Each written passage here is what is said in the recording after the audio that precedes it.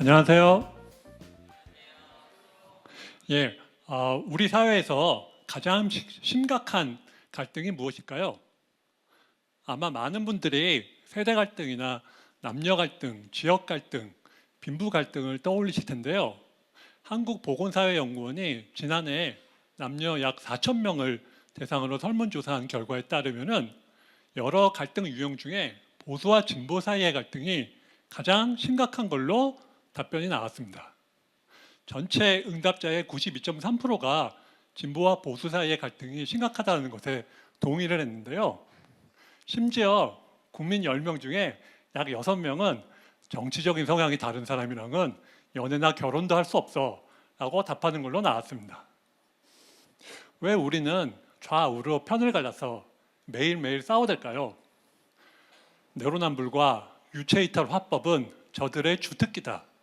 우리는 올바르고 쟤네들은 틀렸다. 저쪽이 정권을 잡으면 나라가 폭삭 망하죠. 예, 여러분들 눈치채셨겠지만 사실은 제가 아주 순화된 표현만 갖고 온 겁니다. 수많은 인터넷 그 커뮤니티의 게시판이나 이런 온라인 뉴스 기사의 댓글란이나 아니면은 야외에서 집회하는 사람들의 말을 들어보면은 정말로 심한 욕설과 비방, 조롱이 난무하죠. 왜 우리는 이렇게 좌우로 편을 갈라 싸울까요? 오늘 저는 이러한 당파적인 갈등은 우리 인간이 패거리를 이루도록 진화했기 때문이라는 말씀을 드리겠습니다. 인간은 실체적인 진실을 잘 추구하도록 진화하지 않았습니다. 인간은 우리 수백만 년 전의 진화적인 환경에서 조상들의 번식에 도움이 된 신념이라면 무엇이든지 그 신념을 철석같이 참으로 여기게끔 진화를 했고, 이렇게 생각했던 조상들이 자연 선택에 의해서 진화를 했습니다. 그래서요, 좌파와 우파 모두 이러한 우리 편은 올바르고 상대편은 틀렸다는 이런 당파적인 편향에 빠져 있습니다. 좌우 모두 상대편의 눈에 있는 티끌은 보고 자기의 눈 안에 있는 들보는 보지 못합니다. 오늘 여러분들은 어떻게 이러한 편향을 극복하고 우리가 민주주의를 발전시킬 수 있을지 그 실마리를 얻을 수 있을 것입니다. 먼저 이러한 당파적인 갈등을 일으키는 이런 편향이 무엇인지 말씀드리고요. 특히 이러한 우리 편 편향은 많이 배우고 똑똑한 엘리트, 정치인, 지식인들일수록 더 적기는커녕 이런 편향이 더 심하다는 말씀을 드리겠습니다. 그리고 마지막으로 어떻게 이러한 당파적인 편향을 조금이라도 극복할 수 있을지 말씀드리겠습니다. 인간은 패거리를 짓죠. 여러분들 모두 아시는 것처럼 스포츠 열성팬이라든지 종교적인 파벌, 대학교 동아리, 그리고 직장 내 파벌, 심지어 국가 간 전쟁 등등 인간은 자발적으로 무리를 짓습니다. 그리고 이렇게 무리를 짓다 보면은 종종 자기 편 사람들이 모두 옳고 상대편 사람들은 틀렸다, 이런 식의 생각에 빠져들게 되죠. 왜 인간은 이렇게 연합을 이룰까요?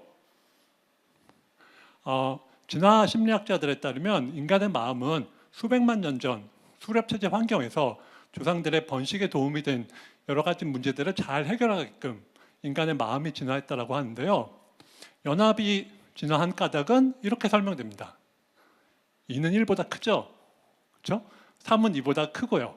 즉 힘센 깡패 한 명이 연약한 사람 2명을 겁박을 하면은 연약한 사람 2명은 힘을 합쳐서 이 깡패를 제압을 할 수가 있습니다. 그렇죠? 하지만 깡패를 제압을 하고 나서 얻은 성과를 이 2명이서 어떻게 나눌 것인가는 사실은 그렇게 간단한 문제가 아니겠죠. 그래서 보통 이런 연합은 인간이 아닌 다른 동물에서는요, 침팬지처럼 매우 지능이 발달된 종에서만 제한적으로 나타납니다.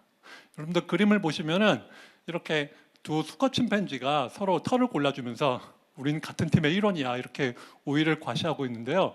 반면에 옆에 보면은 그 전까지만 해도 알파 메일이었던 이 수컷이 패배를 해서 혼자 쓸쓸히 시무룩하게 앉아 있는 것을 볼 수가 있죠. 이러한 연합은 사실은 우리는 너무나 당연하게 생각하지만 사실은 연합을 잘 이루려면은 우리의 마음은 여러 가지 복잡한 문제들을 잘 해결해야 됩니다. 예컨대 우리는 같은 팀의 구성원들이 우리 팀의 공동의 목표 달성을 위해서 열심히 노력하리라고 기대를 하죠. 그렇죠? 나는 열심히 노력하는데 옆에 친구는 별로 협력을 안 하면은 화나잖아요. 그렇죠? 그리고 또 다른 예로 우리는 집단을 의도나 목적을 지닌 하나의 행위자처럼 여기는 경향이 있습니다. 그래서 이렇게 보면은 민주당은 각성해라, 그리고 국민의힘이 분노했다, 뭐 이런 식의 말들을 우리는 너무나 자연스럽게 하죠. 정당은 사람이 아니니까 각성할 수도 분노할 수도 없습니다. 근데 우리는 마치 이렇게 정당을 한 명의 행위자인 것처럼 너무나 자연스럽게 말하고 행동하죠. 그래서 이러한 우리가 자기 편에 속한 부족을 위해서 충성을 다하는 심리가 진화를 했다 보니 이렇게 자기 팀에 속한 구성원들을 더 편애하고 더 높이 평가하고 자원을 더 많이 분배하는 이런 성향이 진화를 했습니다. 예를 들어서 우리는 공정과 상식을 추구하고 쟤네들은 사리 사욕만 추구한다. 우리 팀이 하는 야구는 메이저리그급 고급 야구고 쟤네 팀이 하는 야구는 그냥 공놀이다. 뭐 이런 식의 편향을 우리가 쉽게 볼 수가 있죠. 특히 인지심리학자들은요, 우리 편 편향에 주목을 합니다. 자기가 속한 집단이 경쟁 집단보다 더 올바르고 더 고결하다는 것을 입증할 수 있는 신념이면 무조건 그거를 잘 받아들이는, 한마디로 동기화된 추론을 잘하는 편향을 우리 편 편향이라고 하는데요. 우리 편 편향을 처음 보고한 고전적인 연구는 1950년대에 행해졌습니다. 연구자들은 다트머스 대학과 프린스턴 대학교 학생들에게요, 요 두 학교의 미식 축구팀이 행했던 게임을 시청을 하게 했습니다. 그런데 이 게임은 폭력이 난무하고 반칙이 정말 많이 나오고 심지어 유혈이 낭자했던 그런 아주 폭력적인 게임이었습니다. 그런데 연구자들은 두 학교 학생들에게 종이를 주고요, 어느 팀이든지 반칙을 하면 그걸 기록을 하라고 했거든요. 그랬더니 각 학교 학생들은 서로 똑같은 게임을 봤음에도 불구하고 상대편 미식축구팀이 더 반칙을 많이 저질렀다고 답했습니다. 그래서 이러한 우리 편 편향, 즉 자기 편을 더 위하는 편향이 이런 보수와 진보로 나눠서 서로 싸워대는 이런 당파적인 편향으로 연결이 되는데요. 최근에 한 연구에서 예일대학교의 법학자 댄 케이언이라는 학자는 이런 당파적인 편향이 여전히 작동함을 입증을 했습니다. 한 시위대가 어떤 건물 앞에서요, 이런 경찰과 충돌하는 동영상을 실험에 참여한 사람들에게 보여주었어요. 그리고 그 피켓에 쓰여진 글자는 가려서 이 시위대가 요구하는 것이 무엇인지는 알지 못하게 했습니다. 동영상만 보면요. 그리고 한 번은요, 이 시위대들은 낙태가 아기의 생명을 빼앗는 살인이다라고 주장을 하면서 낙태병원 앞에서 낙태를 반대하는 시위라고 알려줬습니다. 그랬더니 우파들은 아주 평화로운 모범 시위라고 답했고요, 좌파들은 아주 폭력적인 불법 시위라고 답했죠. 이번에는 몇몇 사람들이 국내에서 동성애자 병사들 사이에 자발적인 성관계를 처벌을 하는 것을 반대를 하기 위해서 육군본부 앞에서 반대 시위를 하고 있다고 얘기를 했습니다. 그랬더니 이번에는 좌파들은 평화로운 시위라고 답했고요, 우파들은 폭력적인 시위라고 답했죠. 즉 우리 편 편향이라는 책을 쓴 스타노비치라는 학자는 현대는 우리 편 편향이라고 이야기를 합니다. 내로남불은 어느 한 정파의 전매 특허가 아닙니다. 좌우 모두 당파적인 편향에 빠져 있다는 것이죠. 그래서 좌우 모두 각자의 진실을 추구할 따름이지 객관적인 진실로 함께 수련해 나갈 방안이 딱히 없다는 것이죠. 그래서요, 이러한 우리 편 편향은 사실은 사람들 사이에 터무니없는 말도 안 되는 신념이, 이런 음모론과 가짜 뉴스가 확산되는 것도 잘 설명을 해줍니다. 예를 들어 여러분들 기억하실 것처럼 이재명 대표가 피습 사건이 있었을 때 어떤 사람들은 칼이 아니라 나무젓가락에 찔린, 즉 자작극 음모론이라는 이런 뉴스가, 가짜 뉴스가 돌았는데요. 당연히 정상적인 사람이면은 이런 황당한 뉴스를 받아들이지 않겠죠. 하지만 어떤 사람은 이런 터무니없는 뉴스를 진심이라고 열렬히 받아들일 정도로 정말로 자신이 소속 집단에 충성한다는 것을 남들에게 입증할 수가 있겠죠.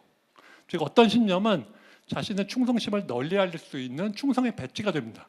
그러니까 터무니없고 극단적인 신념일수록 오히려 더 잘 확산되는 이런 기제를 우리가 잘 설명을 할 수가 있는 것이죠.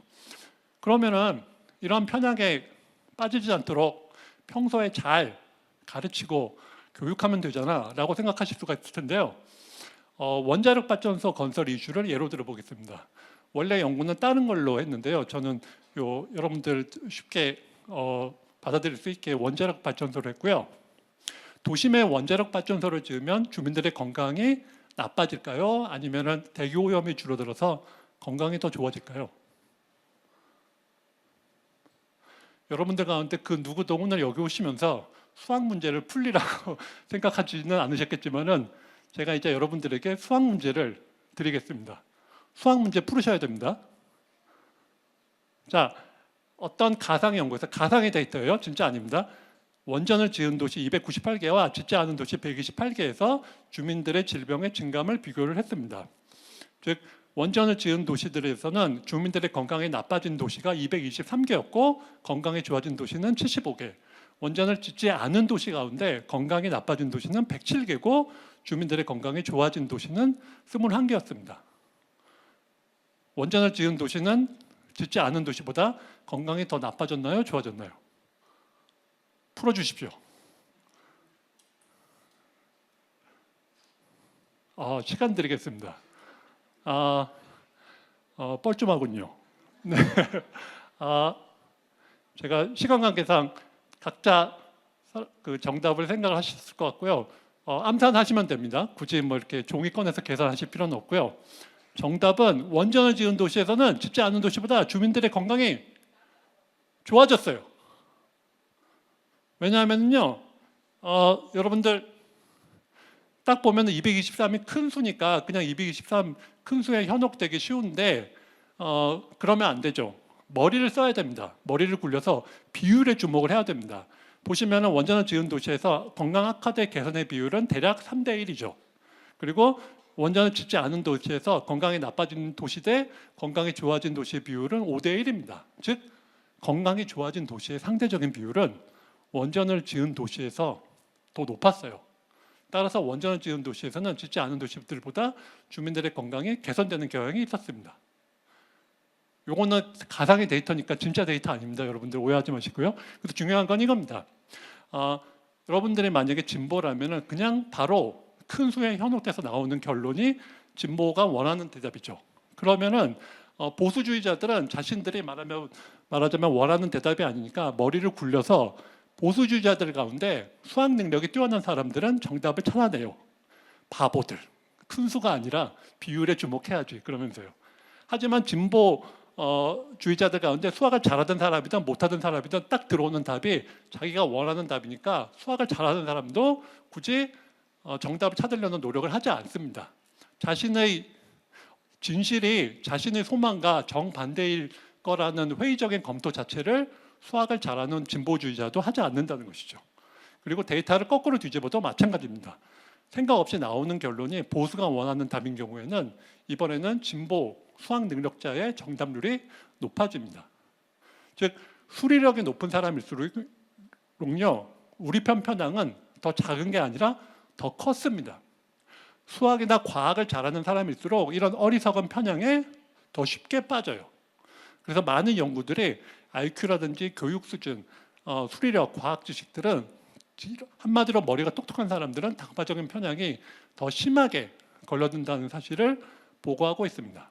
왜냐하면요, 머리가 똑똑한 사람들은 자기 주장에 맞는 결론들, 자기 결론에 맞는 주장들만 편향적으로 수집하고 그 증거들만 편향적으로 수집을 해서 그리고 사람들에게 더 논리적으로 자기 입장을 설득을 할 수가 있기 때문이죠. 그래서 여러분들이 국회의원들이 이렇게 싸워대는 거 보면은 아니 저 사람들은 명문대 나온 엘리트들이 왜 저런 바보 같은 짓을 하고 있어? 아니 이게 이해가 안 돼? 라고 이렇게 여러분들이 말씀을 하실 텐데 엘리트들이 당파적인 편향에 더 잘 빠지기 때문이죠. 그래서 당파적인 편향을 어떻게 벗어날 수 있을까요? 먼저 우리는 정치적인 논쟁이 벌어질 때 이건 다 상대편이 어리석고 무식해서 그렇고 사실을 잘 알려주면은 상대편이 설득될 거라는 믿음은 착각이라는 것을 아셔야 됩니다. 내 믿음은요, 내가 소중히 지켜야 될 내 소유물이 아니에요. 어느 진영에서 나왔든지 최선의 방안이라면 열린 마음으로 받아들이는 이런 태도가 중요합니다. 그리고 두 번째로요, 대다수 시민들은 별로 그렇게 이념적이지 않습니다. 내가 원래 진보나 보수라서 특정한 정당을 지지하는 게 아니라 많은 경우 그냥 뜻이 맞는 사람들끼리 뭉쳐있다는 소속감 때문에 사람들은 어떤 특정한 이슈에 대해서 당이 제시하는 입장을 그대로 따른다는 것이죠. 즉 역시 마찬가지로 열성 당원이 되기보다는 스윙 보터가 될 필요가 있습니다. 어느 정치 스펙트럼에서 나온 입장이든지 최선의 방책이라면 열린 마음으로 받아들인다면 정치인들도 강성 지지층에 안주하지 않고 더 그야말로 사회 발전을 위해서 노력하겠죠. 한마디로 정치는 내가 죽거나 상대를 죽이는 종합 격투기가 아닙니다. 함께 최선의 해법을 찾아가는 공동의 과학적인 실험의 연속인 것이죠. 그래서 칼 포퍼는요, 민주주의의 요체는 나쁜 지도자를 어떻게 평화롭게 피 흘리지 않고 쫓아낼 수 있는가에 달렸거든요. 푸틴이나 트럼프 같은 나쁜 지도자가 많은 지지를 받고 있는 까닭은 순전히 이 부족 본능 때문이라고 해도 과언이 아닙니다.